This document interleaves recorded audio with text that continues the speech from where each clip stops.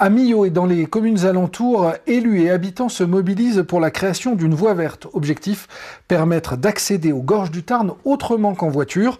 Une idée séduisante, sauf pour la SNCF qui vient de refuser le passage le long de ces voies. Explication Mathilde de Flaménil, Camille Cézot. Pour rejoindre les gorges du Tarn à vélo depuis Millau, mieux vaut s'armer de courage. Ici, le passage obligé n'a plutôt rien de rassurant.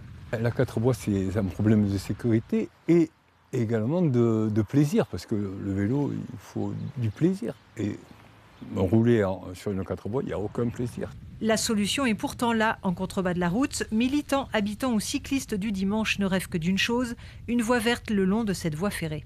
Ça paraît simple, mais avec la SNCF, parfois c'est moins simple qu'il n'y paraît, puisque le projet de voie verte, en fait, il date déjà des années 90, on en parlait déjà à l'époque. Et puis on se rend compte que le temps passe et la SNCF bloque toujours le projet au lieu que c'est une simple voie verte et il y a de la place. À la fin de l'été dernier, une manifestation cycliste très suivie avait remis sur la table ce dossier dont s'est sérieusement emparée la maire de Millau. On est capitale des sports de pleine nature et on est encore très mal desservi en termes de mobilité douce. Et donc c'est indispensable de ce point de vue pour pouvoir continuer à accueillir des touristes qui viennent aussi parce qu'on est un site incroyable au niveau de la pleine nature.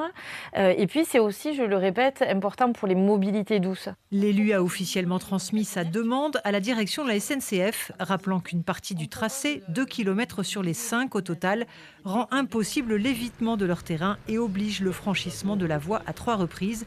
La réponse ne s'est pas fait attendre. Non, précise la SNCF, qui devrait s'entretenir avec l'élu en fin de semaine. En attendant, la pétition pour la voie verte circule dans la vallée. Déjà plus de 1300 signatures recueillies.